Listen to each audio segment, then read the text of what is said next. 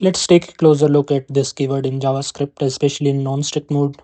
So understanding this is crucial whether you are a new developer or a senior dev. So let's explore how this behaves in different scenarios and break it down step by step. So in the global scope, this refers to the global object. So in the browser, this is the window object. So for example, here in non-strict mode, this is used outside any object or function. It always refers to the global. So when you call a regular function, this points to global object.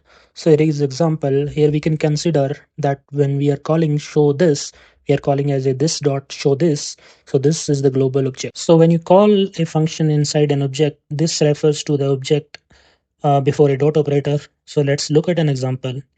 So in this example, we can say that this refers to the object before the dot operator, that is obj. So arrow function behaves a little differently. So they don't have their own this. Instead, they inherit this from the place where they are defined.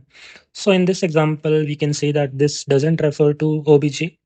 Instead, it refers to global object because the arrow function is defined inside obj, and inside the obj, the value of this is window object. So in the constructor function, this refers to the new object being created when you use the new keyword.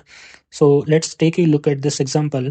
So here, this inside the person constructor refers to the newly created object, which is person. So now let's talk about explicit binding. So you can set what this refers to using call, apply, or bind. For example, with the call, we are telling the function to use object as this. Next, apply works like call but with an array of arguments. And finally, with bind, we can create a new function with this set to a specific object. Like with bind, this is permanently bound to an object whenever the function is called. So to wrap it up, we can say global scope. This refers to global object window. In regular function or in method inside object, this refers to the object before the dot operator. In arrow function, this refers to where the function is defined. In constructor, this points to newly created object, and with an explicit binding, we can set the this pointing to any object we want using call, apply, and bind.